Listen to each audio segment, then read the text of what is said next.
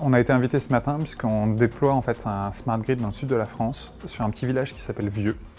On essaie d'intégrer en fait un réseau le plus hétérogène possible, donc intégration de photovoltaïque de manière très classique, mais aussi de petit hydraulique et de petit éolien. On intègre bien entendu aussi la flexibilité et la mobilité à l'intérieur. L'objectif pour nous est de permettre de démontrer avec ça la fonctionnalité et la robustesse de notre système de blockchain pour la distribution d'énergie. On a pu expérimenter à l'intérieur tout un tas de barrières, de freins réglementaires, mais qui ont été levés petit à petit et qui arrivent à maturité, l'autoconsommation collective notamment. On va être très friand des nouvelles évolutions d'extension du périmètre d'autoconsommation collective, mais demain, les bacs à sable réglementaires nous permettront aussi d'industrialiser et de dépasser une certaine masse critique d'utilisateurs qui vont nous permettre de déployer des réseaux.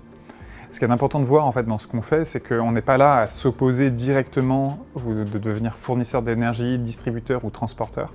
On vient juste s'associer avec des acteurs déjà existants pour leur permettre de créer de nouveaux services. Nous sommes juste un service derrière pour favoriser l'interopérabilité entre les acteurs. Ce qu'on retiendra fortement, c'est le rôle du régulateur et son rôle en fait, dans la non-distorsion. Notre objectif va être donc, dans ce sens-là, d'ouvrir au maximum les résultats de nos expérimentations. Dans notre démarche d'ouverture et de participation, ça faisait partie en fait, de nos fondamentaux. Mais aujourd'hui, en fait, c'est un élément de non-distorsion, puisque dès qu'on accorde un privilège à une entreprise, ça crée une distorsion de la concurrence.